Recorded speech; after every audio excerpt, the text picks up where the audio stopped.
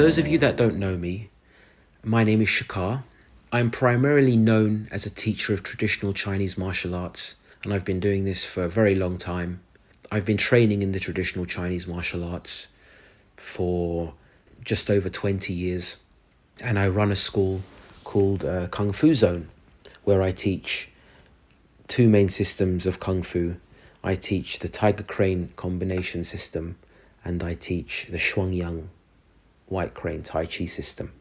Something that some of you don't know about me is I have trained in a number of spiritual traditions throughout my life, starting very, very young. I've always been searching for answers to the big questions of existence.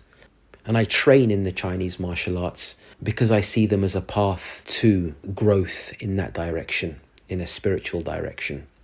Now, I have a number of students who often ask me about my thoughts on spiritual matters, my experiences in different traditions, and it doesn't often fit in for me to talk about it in a regular Kung Fu class. Not everybody is interested in that part of the training. And again, I can't really take 40 minutes or 30 minutes to talk about a specific idea or concept in a class that's an hour long itself. So I've decided to put my thoughts down in this recorded format for anybody interested in that side of things.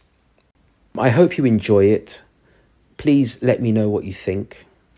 Please subscribe if you like this kind of thing. As I say, I won't be just doing recordings on spirituality and other ideas. I also have Kung Fu posts and educational stuff. If you want to explore the traditional Chinese martial arts, I've got an online course at shaolintaichi.online. You can check it out. You get a 2-week free trial. I'm teaching the whole Shuangyang White Crane Taichi system over a number of years. Check it out, see what you think. And yeah, I hope you enjoy this. In this episode, I want to talk about Western occultism and the Western mystery tradition as taught by the Western mystery schools. In response to the influx of Eastern philosophies and teachings that came into the West through teachers such as Helena Blavatsky and the Theosophical Society, a number of prominent Freemasons of the time, such as William Wynne Westcott and Samuel Liddell MacGregor Mathers, wanted to show that the West also had a viable and valid spiritual tradition that could provide to seekers a path that would take them to the enlightenment that Eastern paths promised. These Freemasons put together a syllabus that was supposed to take a student from aspirant to spiritual adept. The syllabus consisted of a number of different mystical strands and traditions, the main ones being Hermetic philosophy, Kabbalah, which is Jewish mysticism, ancient Egyptian philosophies, Neoplatonism, and some other minor influences like Gnosticism. They called their school the Hermetic Order of the Golden Dawn and sealed their teachings behind secret initiation ceremonies heavily influenced by their Freemasonic roots. One of the most important aspects of the work done in these orders are the initiation ceremonies, and I want to talk about my own initiation into one of these orders and explore the importance of them more widely. It's important to note here that I have changed the names of the people I have mentioned, as I am under an oath to keep their identity secret, and I have not disclosed the details of the initiation itself for the same reasons. So this was about 12 to 15 years ago. A close friend of mine who knew I was interested in spirituality, and we had previously done some ritual work together, contacted me and wanted to know if I was interested in joining an order to continue my work in a more structured way. I, of course, was very interested, so he gave me an email address. He told me to send an email to the address and introduce myself. I knew better than to ask him to elaborate on the whole thing, as I knew how these orders worked. He had told me all that he was allowed to tell me at this stage. I didn't wait too long before I sent the email. I received a quick response back asking me questions about my motivations and what I was looking for. As much as I tried, I was not able to get any hint of who this person on the other side of the exchange was. After a number of email exchanges, the person I was emailing wanted to meet me. We arranged to meet in a coffee shop at Liverpool Street Station in London on a Saturday afternoon. I had no idea who this person was and didn't know how we would locate each other. I mentioned this to them in one of my emails. The reply I got back was short and precise. Carry something red and I'll see it. Saturday afternoon, I arrived at our meeting place 20 minutes before our time. I wanted to find a good place to sit so I could scope out the area. It was a very strange feeling for me to have no control. I had absolutely no idea who I would be meeting. Is it an old man? Is it a young man? I kept thinking to myself. Every time someone walked in my direction, I braced myself. I made sure to wear a bright red jumper and carried a red folder per the instruction on the email. 15 minutes passed our meeting time and I was still looking at the door waiting. To my mind, if I figured out who it was even a second before they wanted me to, I had regained some control. While I was busy looking at the door, a lady who looked in her late 40s, early 50s, came and sat in the chair across the table from me. She had short blonde hair and a long white coat. Hi Shakar, I'm Dee. Wow, a woman, I thought to myself. I was wondering to myself why I had totally discounted the fact that I could be meeting with a woman. I totally didn't expect you to be a woman, I blurted out. She laughed from her belly and said, I know, I do that on purpose. We talked for over an hour about all sorts of things. From our conversation, I deduced that she was the head of the order and she vetted all potential members herself. It was amazing to me how lovely, approachable, and unassuming she was. Throughout our whole conversation, it was clear to see that her only concern was my spiritual development. She wasn't trying to sell me anything. She wasn't trying to grow her order. She was just genuinely trying to find out if her order was for me and if I would fit in with the culture of her order.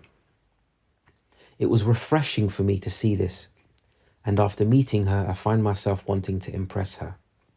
True teachers and adepts inspire this admiration in their students and aspirants. She gave me a specific meditation to do once a day and told me to take notes and send her the notes. I left our meeting very excited. I felt very fortunate that I was given the opportunity to meet Dee and wanted more than ever to be accepted into her order. I did as she instructed, doing the daily meditation and sending her my notes. We met at the same place on one more occasion over the next month. We maintained email contact on an almost daily basis as well. A month and a half had passed when she invited me to her location in Essex. She didn't give me a postcode that I could pop into my sat-nav like a normal person. She gave me a long, convoluted set of directions on which road to get on and which road to get off. I wouldn't know where I was going until I got there. She told me to bring specific ritual clothes and a red rose. I suspected that I would be attending my initiation into the order. But with Dee, I could never be sure what was going on, and so far, my intuitions had all been wrong. On the Saturday morning, I arrived at the location she had given me. A residential Essex street with detached houses, each with its own driveway. Dee had told me to park in a service road next to a community centre on arrival. When I arrived, I called her mobile per her instructions and waited for her to come out to my car. I didn't know where she would come from. I spent 10 minutes in my car looking for her with no luck. By the time she came out of the community hall, my adrenaline was pumping. I was disorientated and had no idea what to expect. As I saw her come to my car, I got out and my nerves started to settle. Hi Dee, I said in a polite, gentle manner. She didn't respond to my greeting and showed none of the warmth and affection I had come to expect from her. Please come inside with me, get changed into the clothes that I asked you to bring, and wait. My nerves came back and I was completely confused. I had no control over the situation at all and just allowed myself to be led around by D. I followed her instructions and waited for approximately 20-25 minutes in the hallway on my own. It was cold and I was shaking slightly from a combination of the cold and my nerves. After about 20-25 minutes, I was blindfolded by a man I had never met, carrying a massive sword, who led me into the main hall. During the whole initiation ceremony, I was completely passive. I had no control over anything and was completely disorientated and a little scared. My mind blanked out completely and I was totally absorbed by the dramatic ritual that I was the central character of. At the end of the initiation, all the members greeted me, including my friend who had introduced me initially. Until then, I wasn't even sure that he was a member of the order. Instead of letting me socialize, D gave me my grade work and papers and told me to go home. She did not want me to socialize with the group as she wanted me to feel the effects of the initiation ceremony on my own in silence. This order held silence as one of the most important principles that supports the aspirant moving forward. Silence hermetically seals your ego in with the teaching so that it can develop in the correct way. Silence is an art long forgotten by the vast majority of people. Society encourages us to be talkers. We are encouraged to give our opinions and to argue our points. Those who are silent are often looked at as people with nothing to contribute. Silence and secrecy is of paramount importance when dealing with spiritual matters. Initiatic orders like the Golden Dawn have often taught the importance and value of silence on the path of personal growth. The Hermetic philosophies taught that all is mind and mind is all. We have not understood well enough the effect our mind has on the universe and the effect the universe has on our minds. We are suggestible beings and can easily be influenced and swayed on a deep subconscious level. With the correct training, we can also have the effect where we can influence and manipulate people consciously or subconsciously. Before we can build the most majestic palaces, we need to build the foundation to support it. Building wondrous works of art on shoddy foundations is a recipe for destruction. This is the same for spiritual development. A person who hasn't trained and disciplined their mind to be able to withstand the higher work can cause themselves problems and can cause others problems. For this reason, it is important that people are not exposed to work they are not ready for, physically or mentally. Silence works as a barrier, keeping those who have not done the prerequisite work safe from things that can harm them directly or indirectly, and obviously keeps others safe from their influence. So what is the point of the initiation?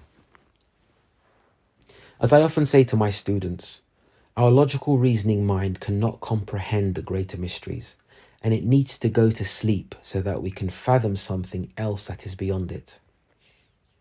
The initiation ceremonies use symbolic and archetypal language and performances to speak not to our logical mind, but to another part of us that isn't always as easily accessible.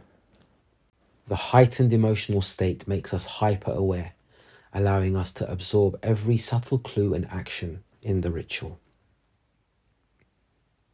Magical orders like the Golden Dawn use ritual in everything. Meditation is ritualized. Cleansing physical and mental space is ritualized. And of course, magical work is done solely through ritual. So a question here arises. What exactly is magical work, and how does ritual fit in? Before we can address these points, let's have a look at reality and our universe as we understand it. At first glance, we look out of our eyes and assume that what we see is real, that what we see is actually reality.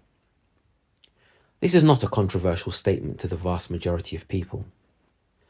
But under closer scrutiny, this way of thinking completely falls apart. Everything that we experience is actually a specific firing of neurons in our brains. Light enters our optic nerve, and this is then transformed into an image in our minds. Same with hearing and all the other senses.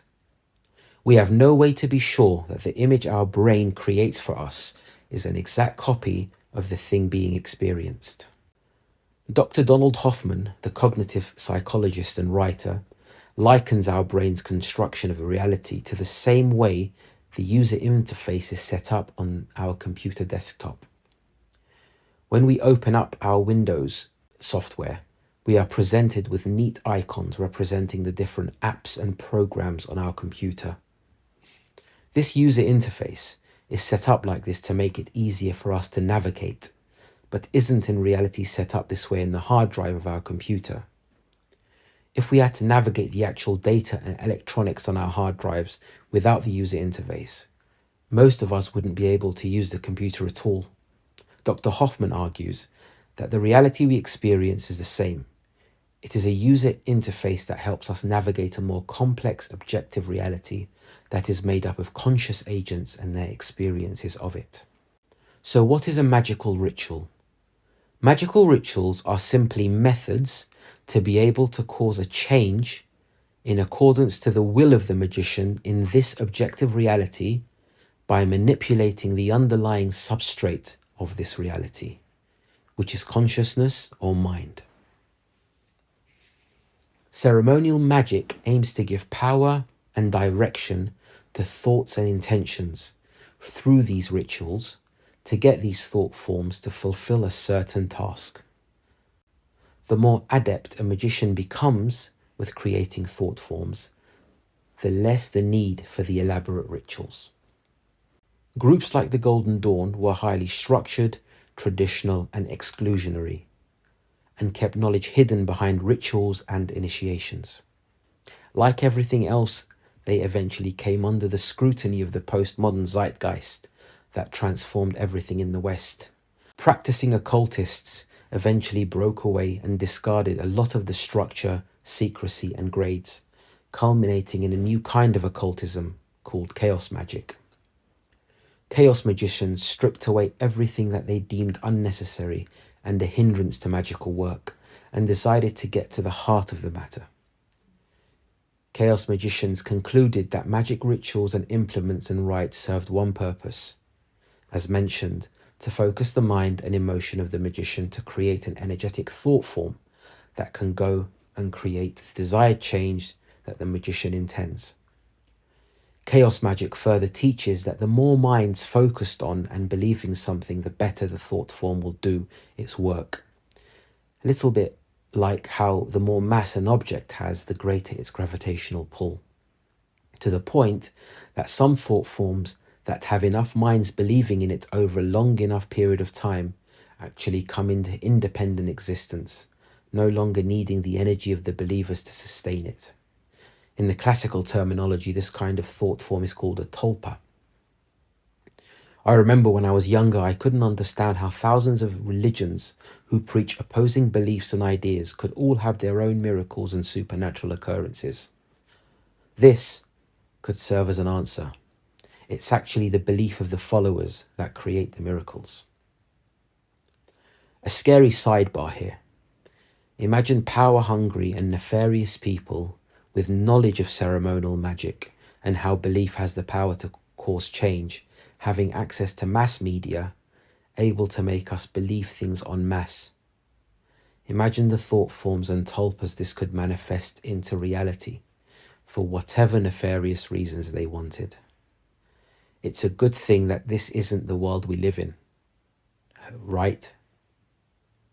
Getting back to initiations in this postmodern age, there is a belief that these orders and structures like the Golden Dawn are no longer needed, and that people are going through their own initiations every day. There is undeniably a big move back to spirituality and religion over the past 10 years. Maybe not always termed in this way, but more and more people are beginning to understand that the current materialist understanding of reality does not have the answer for the hard questions, and our cutting-edge science is increasingly looking into artificial intelligence and the hard question of consciousness, often coming up with explanations and theories that bear an uncanny resemblance to ideas that can be found in ancient philosophical teachings that were discarded as superstition not so long ago. Listening to this podcast might be the beginning of your own initiation that can take months or even years. One side effect to look out for that always seems to appear with an ongoing process of initiation in your life is the appearance of synchronicities. Seemingly random occurrences that don't seem so random to you. It may feel like there is an underlying causal link that on the surface is not visible. These synchronicities could be like waypoints or markers to tell you that you are going the right way, or they could be directions telling you to explore a specific thing. Synchronicities could also just be a byproduct of your ongoing initiation, a byproduct of the machine that is becoming aware of you, as you are becoming more and more aware of it.